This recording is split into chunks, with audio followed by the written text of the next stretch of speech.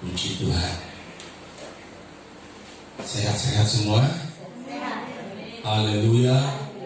Apapun yang terjadi, ibadah harus jalan terus.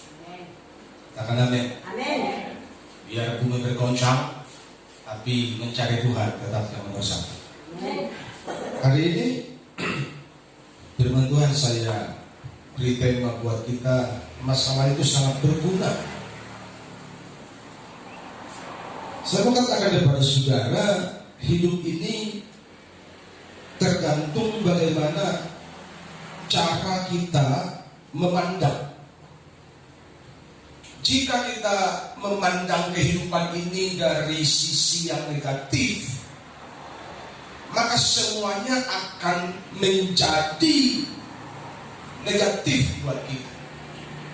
Tapi kalau kita pandang dari sisi yang positif, maka kita akan melihat dan mengalami hal-hal yang positif. Haleluya.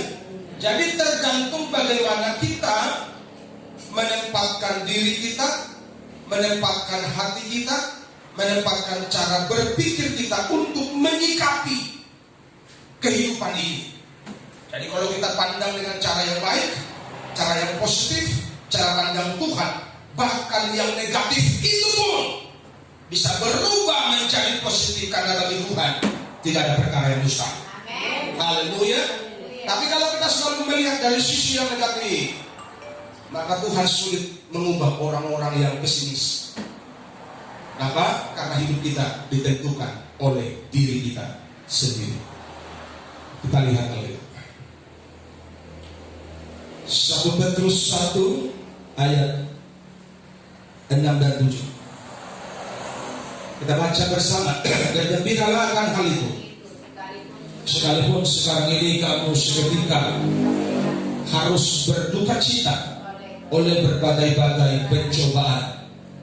Maksud semuanya itu ialah untuk membuktikan kemurnian imanmu yang jauh lebih tinggi nilainya daripada emas yang fana, yang diuji kemurniannya dengan api, sehingga kamu memperoleh puji-pujian dan kemuliaan dan kehormatan pada hari Yesus Kristus menyatakan dirinya. Puji Tuhan. Yang berbahagia adalah mereka yang mendengar firman Tuhan dan melakukannya dalam kehidupan mereka hari lepas hari.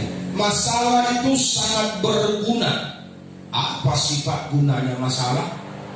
Kalau saya maunya Pak hidup tak bermasalah. Kalau saya Pak maunya hidup baik-baik, enak-enak, gak ada masalah. Saya mau katakan nanti kepada saudara akan seperti apa hidup orang yang selalu menghindari masalah. Dan akan seperti apa hidup orang yang berani menghadapi masalah. Saya ulang, hidupmu ditentukan oleh dirimu sendiri. Katakan amin. Tuhan sudah kasih kita hak kebebasan. Kita mau jadi apa, mau seperti apa, kita tentukan.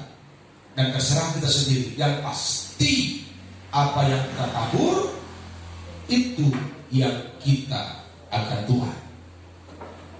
Jadi apa gunanya masalah ini?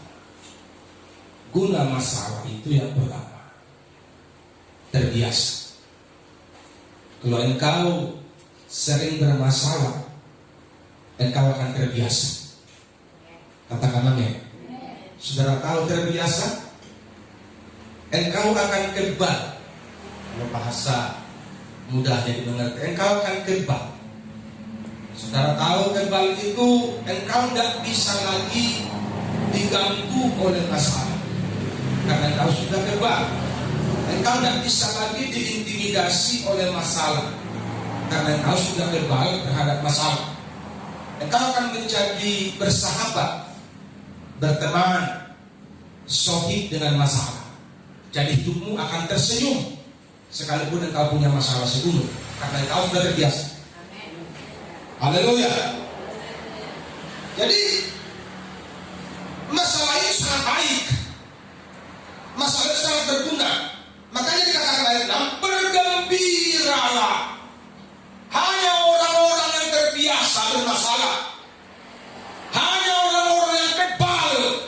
bermasalah, yang bisa bergembira ketika sedang bermasalah. Haleluya. Jadi tidak ada orang-orang yang manja, yang cengeng, orang-orang yang gampang kesinggung, orang-orang yang tidak rohani bisa tersenyum kalau bermasalah. Tidak ada itu. Jadi orang-orang yang sudah kebal terbiasa, artinya engkau mengerti rencana Tuhan di balik masalah tersebut. Haleluya. Kalau kita mengerti ada rencana Tuhan di balik masalah yang Tuhan izinkan datang sama kita, maka kita akan bergembira sekalipun masalah kita banyak. Kitab Yakobus bilang begini, berbahagialah engkau yang jatuh ke dalam berbagai-bagai, bukan tahu, berbagai-bagai, artinya silih berganti, berbagai-bagai pencobaan. Kemana caranya bisa berbahagia sementara masalah segunung? Orang percaya bisa melakukannya, bukan orang Kristen. Haleluya. Kalau orang Kristen cenderung menjauhi masalah. Orang Kristen cenderung dari mencari jalan-jalan yang nikmat, yang enak buat dirinya, sehingga mereka lebih suka dinahului sama Tuhan, menjadi bagi-bagi rohani. Tapi orang-orang yang dewasa secara rohani, mereka bisa tersenyum, mereka bisa bergembira, tapi masalahnya banyak. Karena masalah itu sahabat orang percaya. Coba katakan, masalah itu sahabat. 1, 2, 3. Masalah itu sahabatku. Kurang kencang. Masalah itu sahabat. Masalah itu sahabatku. Haleluya. Haleluya. Karena masalah itu nanti di poin yang kedua saya akan bahas kepada saudara betapa enaknya kalau kita dikasih Tuhan masalah. Haleluya. Haleluya. Betapa saudara perhatikan anak sekolah hari ini, banyak anak sekolah yang naik kelas karena anugerah. Karena ujiannya pun dari rumah, kan begitu, ujian online. Siapa yang bisa pastikan ujian online itu cuma dia yang kerjakan? Dia bisa nyontek, dia bisa buka Google, jadi bukan otaknya yang bekerja. Betul apa salah? Jadi dia naik kelas karena anugerah. Dan tahu saudara, orang yang selalu diangkat karena anugerah itu tidak akan bagi. Betul apa salah? Jadi bagaimana saudara tahan banting? Nikmati masalah. Engkau harus stres, engkau harus pusing, engkau harus berpikir, engkau harus berkeringat menghadapi persoalan itu sampai engkau kebal terhadapnya. Haleluya. Lihat orang kaya karena dia menjahit. Jadi apa? Tapi lihat orang-orang yang dari kecil dipaksa oleh situasi, oleh keadaan untuk mandiri, sehingga ketika mereka besar, mereka tidak ditinggal sama orang tua. Kenapa? Karena mereka sudah terbiasa, terdidik hidup dalam tekanan. Jadi tekanan itu baik sekali buat orang-orang percaya. Haleluya. Haleluya. Kenapa? Karena akhirnya kita mempunyai banyak pengalaman tentang hidup bermasalah. Kalau engkau punya banyak pengalaman, engkau akan gampang cerita kepada anak cucumu. Kalau anak kita pusing karena masalah itu mah gampang, nak. Kecil itu masalah seperti itu, kan begitu. Tapi kalau kita dilihat yang bermasalah pusing, kita nasihatkan anak kita, anakku itu masih sepele. Dia bilang, mama aja pusing kalau ada masalah. Betul apa enggak? Orang yang tidak siap bermasalah akan cenderung menghindar atau cengeng, dikit-dikit nangis, ngambek, cengeng secara rohani, dan akibatnya rohaninya tidak bertumbuh. Jadi orang-orang yang gampang ngambek, yang cengeng, maka rohaninya tidak pernah bertumbuh. Karena secara rohani dia tidak akan pernah naik kelas. Kenapa? Dia dihambat oleh kecengengan rohaninya untuk naik ke level yang lebih tinggi. Jadi kalau engkau disinggung orang, engkau gak tersinggung, tandanya engkau calon naik kelas. Haleluya. Engkau dimaki orang, engkau tidak bersalah. Engkau pilih tahan hatimu untuk tidak memaki-maki orang. Engkau dengan rendah hati berkata, ya Tuhan terima kasih, tandanya engkau calon naik kelas. Tapi kalau kau bilang begini, kau maki aku sekali, kau maki 10 kali. Oh rasanya saat kita mati, sama-sama lima. Sampai mati begitu aja Tuhanmu. Asal Kristen, asal hidup. Haleluya. Jadi masalah itu membuat kita terbiasa secara rohani. Sehingga kalau ada masalah, ini mah gampang. Haleluya. Ini mah kecil. Ini mah sepele. Kenapa? Karena kita sudah punya jam terbang dengan masalah. Haleluya. Haleluya. Seperti pilot, itu jam terbangnya dihitung. Semakin banyak jam terbangnya, dia semakin profesional. Kenapa? Kenapa? Beda sama sopir. Sopir kalau semakin lama dia sopir, paling sim-simnya yang naik kelas. Ya kan? Bukan pencahayaan yang naik kelas, sim yang naik kelas. Mulai dari apa namanya? Umum, di umum, apa segala macam itu. Simnya aja yang naik kelas. Kalau pilot, dia semakin banyak terbang, dia semakin profesional. Kenapa? Karena setiap jam terbangnya ini, ingat, setiap jam terbangnya ini jam terbang yang penuh dengan masalah. Ini jam terbang yang tanya-tanya, ada apa nanti di sana? Karena di udara sana nggak ada lampu merah, nggak ada lampu hijau. Haleluya, nggak ada tempat parkir, semua perjuangan di sana. Jadi semakin dia banyak terbang, skillnya semakin bagus. Bagaimana cara dia mengantisipasi kalau ada badai, kalau ada turbulensi, itu dibutuhkan skill dan kecepatan untuk mengambil kesimpulan. Dan orang percaya harus seperti itu. Amin. Gak bisa bikin nangis, cemen. Mudah-mudahan di sini ada begitu lah. Haleluya. Supaya kita semakin dewasa secara rohani. Haleluya. Dan saya percaya corona dikasih datang ke Indonesia untuk memurnikan banyak orang percaya yang mau cengeng lah harus. Begitu mungkin kata Tuhan. Yang mau sungguh-sungguh, disinilah akan kelihatan. Haleluya. Disinilah akan ketahuan. Kita masuk ke poin yang kedua. Menguji kadar iman. Ini poin yang kedua. Jadi apa gunanya masalah itu? Menguji kadar iman. Makanya di ayat 7 dikatakan maksud semuanya itu ialah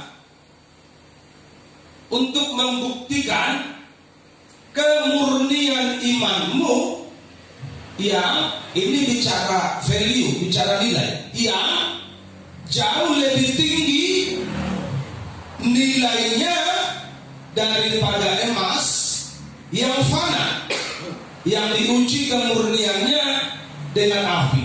Jadi orang percaya yang beriman sungguh-sungguh, dia sangat bernilai. Nilainya lebih mahal daripada emas, daripada logam mulia yang dijual di pasar sana. Makanya orang-orang yang cinta Tuhan, mereka orang-orang diberkati Tuhan, karena mereka orang-orang spesial di mata Tuhan. Haleluya. Mereka orang-orang spesial di mata Tuhan, sehingga perhatian Tuhan khusus kepada orang-orang yang sungguh-sungguh mencari Tuhan. Makanya Daud bilang, dan aku muda sekarang telah menjadi Tuhan. Belum pernah kulihat orang benar ditinggalkan, atau anak cucunya meminta-minta roti. Mau tahu lagunya? Buka channel Mazmur. Lagunya sudah ada di sini. Haleluya. Daud bilang itu, belum pernah kulihat, dahulu aku muda sekarang tua, belum pernah kulihat keturunan orang benar itu kerek Kira-kira begitu. Haleluya. Tapi apa yang terjadi? Mereka terus naik. Dan kalau saya bilang mereka memberi pinjaman, mereka tidak bincang-bincang. Kenapa? Karena Tuhan menjamin orang-orang percaya, orang-orang benar, dan Tuhan mensupport mereka dengan berkat Tuhan. Haleluya.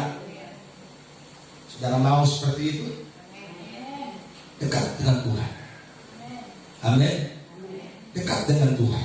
Engkau bisa tersenyum manis walaupun masalahmu segunung, karena engkau dekat dengan Tuhan. Haleluya.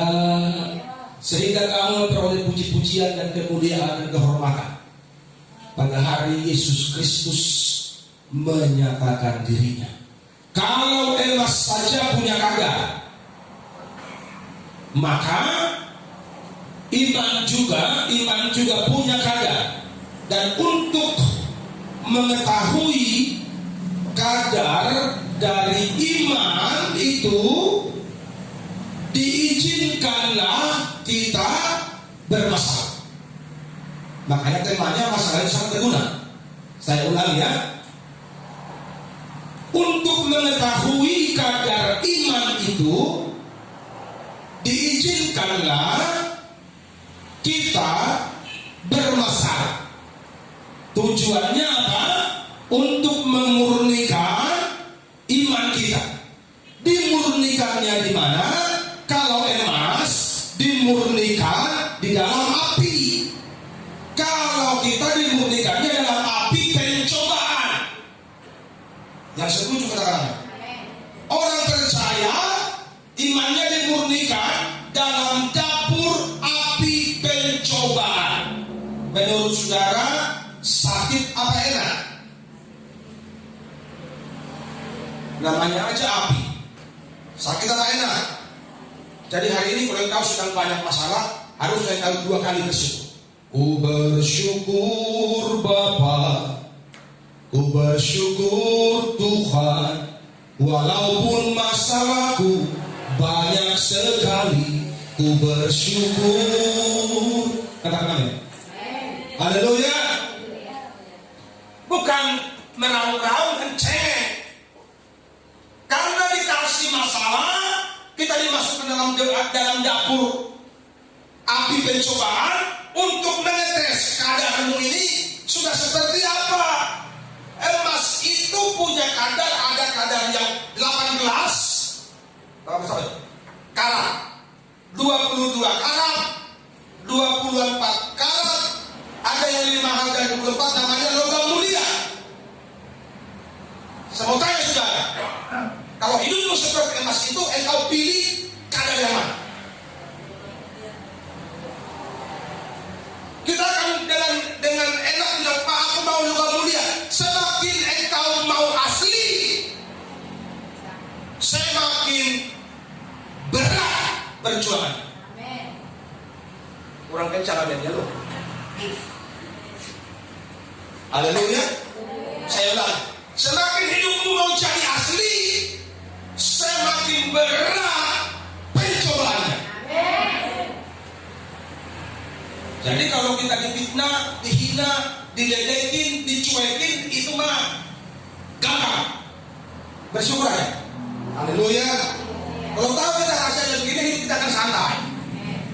Di jalan, kita naik-naik tangan mobil, orang salib kita bilang puji Tuhan. Dan dia sedang buru-buru ada keperluan. Kita bilang, emang lu mau bisa? Lu sama dengan dia. Betul apa salah? Artinya karaktermu belum teruji. Dan di mana karaktermu diuji? Di api pencobaan. Haleluya. Supaya nampak kadarnya 18 karat kah? 22 karat kah? 24 karat kah? Haleluya. Ini contoh. Dulu saya masih pelayanan di Kiro Studio, saya beli emas cincin 4 gram, tapi 22 karat. 22 karat. Saya pindah ke Siantar ini beberapa tahun lalu, pengen ganti. Lucu gak tahu saudara, ditawari 40.000 1 gram. Padahal kalau kita beli mahal kali, 40.000, akhirnya nggak tujuan. Nggak tahu gimana sekarang, hilang sendiri. Mencari-cari, aku taruh di tasku, bisa hilang. Ada yang baik hati membantu menghilangkan. Kenapa? Saya pun taruh sepele. Kenapa aku sepelekan? Karena nggak ada nilainya. Haleluya. Makanya dalam 2 Timotius dibilangkan orang percaya itu seperti perabot, seperti bencana yang diolah, yang dibentuk.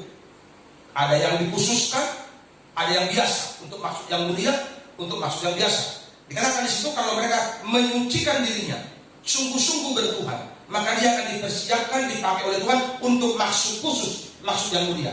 Tapi kalau barang-barang biasa, Kristen biasa, orang percaya biasa, mereka hanya dipakai ala kadarnya.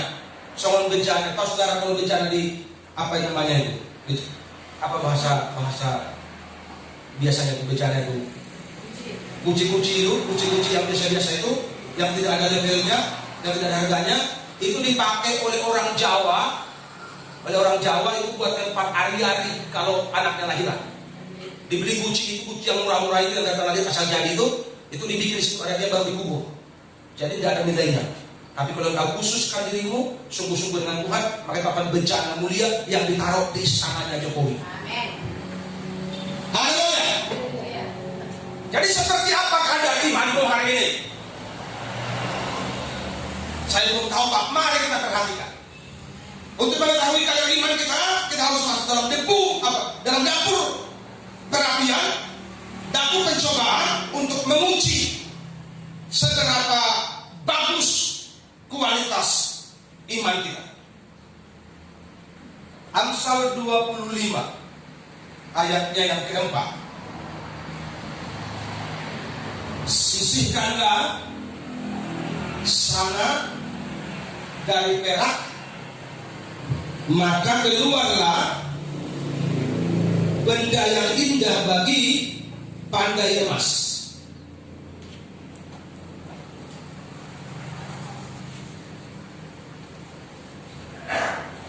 Anggaplah saya sekarang pandai emas, walaupun tidak mengerti. Kenapa ada emas 18, 22, 24, 50 ya? Itu tergantung campurannya. Jadi kalau dia banyak campuran, dia akan semakin tidak berkualitas. Jadi bagaimana caranya membuat emas itu menjadi murni? Maka dia akan dibakar di peleburan api.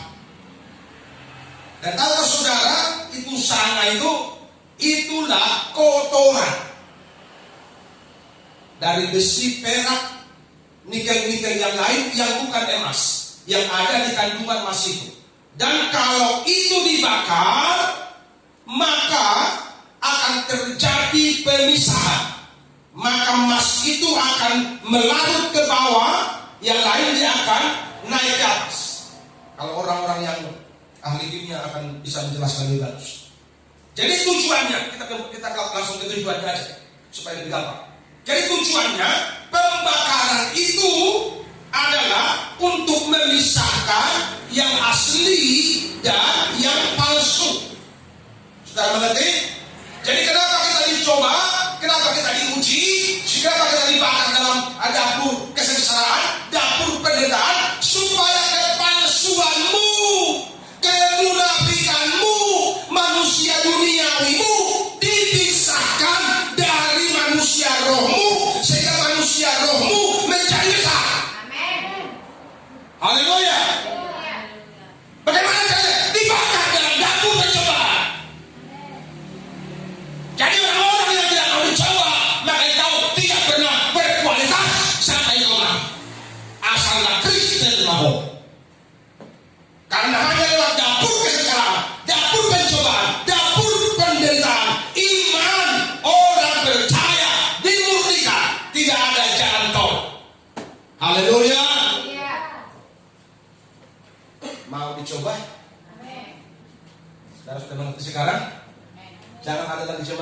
mesin yang cengeng.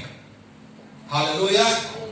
Haleluya. Bukan berdiri di tengah badai. Itu sekarang lagunya. Haleluya. Haleluya. Jadi kalau kita mengerti ini, kita akan dengan tenang, santuy menjalani hidup ini. Suka duka dipakainya untuk kebaikanku. Katakan. Haleluya. Jadi semua ini ada dalam programnya Tuhan. Tinggal tergantung bagaimana kita menyikapi. Kalau kita beri hidup kita diproses, dibentuk, dibakar, dimurnikan, maka emas yang asli akan keluar. Makanya Ayub 23 ayat 10 bilang begini, karena ia tahu jalan hidupku. Lanjutkan. Seandainya, makanya unang togel di hafal-hafal mengorban. Haleluya.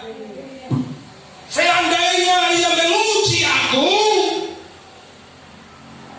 akan timbul seperti emas.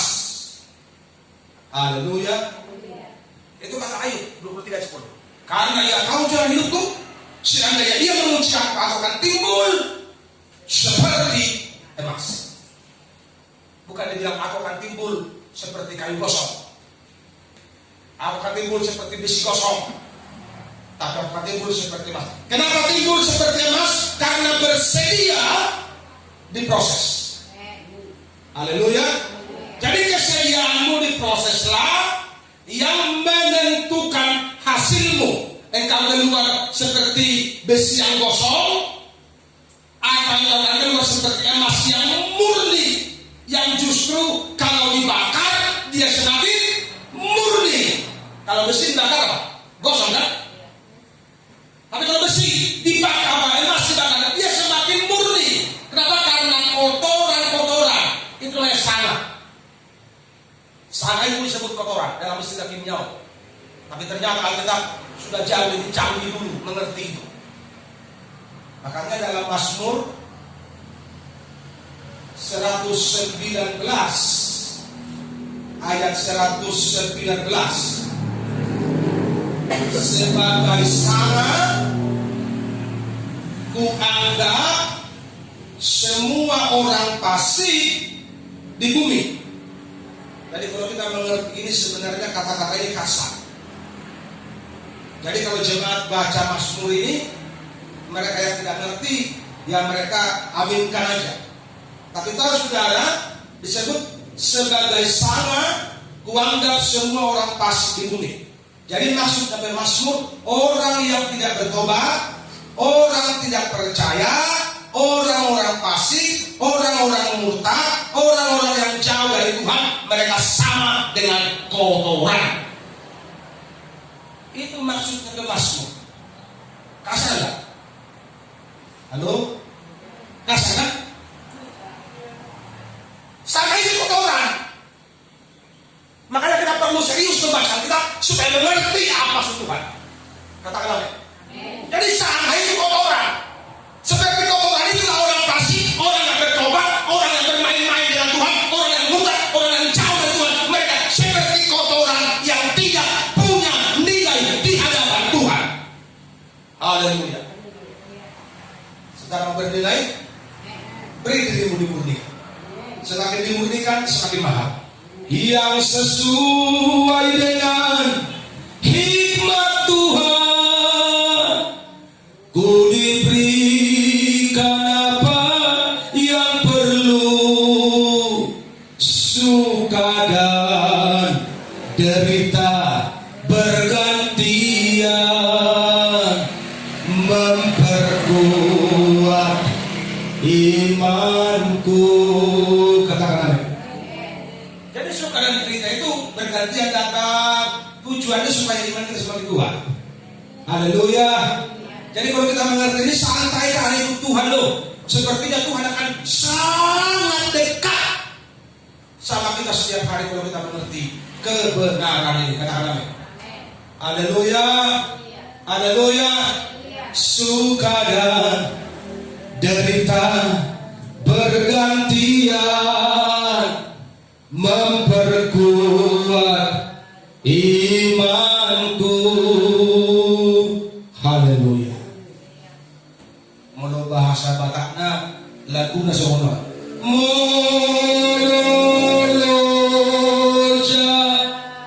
audiso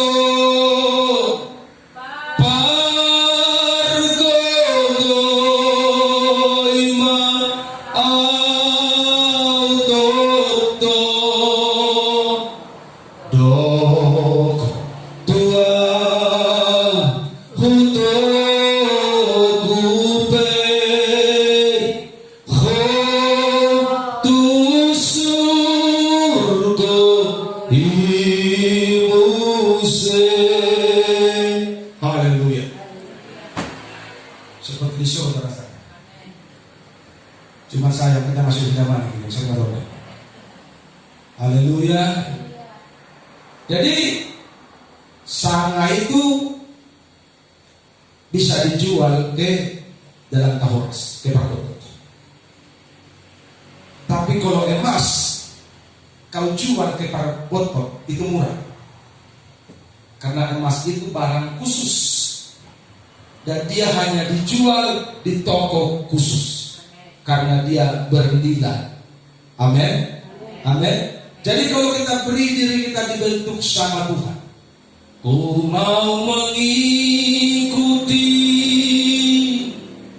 kehendak-Mu ya Bapa, ku mau selalu menyenangkan hati-Mu. Kalau kita beri diri kita diproses, dibentuk, semakin diproses, semakin dibentuk, maka hidup kita akan semakin bernilai, berharga di hadapan Tuhan. Jadi umat Tuhan sudah mengerti hari ini betapa pentingnya gereja Tuhan bermasalah. Haleluya. Betapa bergunanya masalah itu bagi orang percaya. Karena hanya dengan bermasalah kadar imanmu akan teruji. Engkau ada di level 18 karat, level 22 karat, level 24 karat, atau engkau ada sekarang pada logam mulia yang lebih mahal lagi. Itu tergantung kesiapanmu dibentuk dan diproses sama Tuhan. Karena Ia tahu jalan hidupku. Seandainya Ia menguji aku akan timbul seperti emas. Biar pernyataan Ayub ini menjadi pernyataan kita semua. Sehingga ketika kita diuji, diproses, semakin diproses, semakin dimurnikan, maka emas yang asli yang keluar dari hidup kita, kalau sudah siap diuji, maka kemuliaan Tuhan akan dinyatakan bagi kita yang bersungguh-sungguh hati ikut dalam prosesnya Tuhan. Tuhan memberkati. Haleluya.